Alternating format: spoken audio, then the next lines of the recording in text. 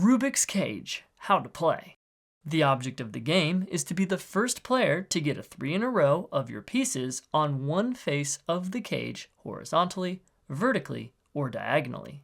Empty the cage and place it between the players.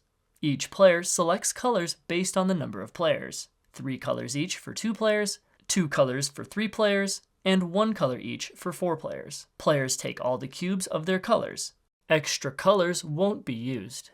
If each player is playing with multiple colors, then the 3 in a row must be of the same color. The youngest player goes first, then play proceeds clockwise. On your turn, you may perform one of 3 actions.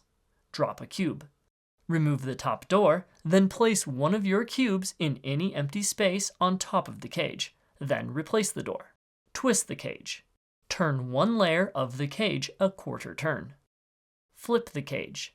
Turn the cage upside down. You may not perform an action that directly undoes the previous player's last move.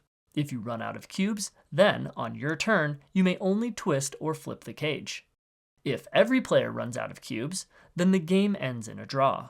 Otherwise, the first player to get a 3 in a row of their pieces of the same color on one face of the cube wins.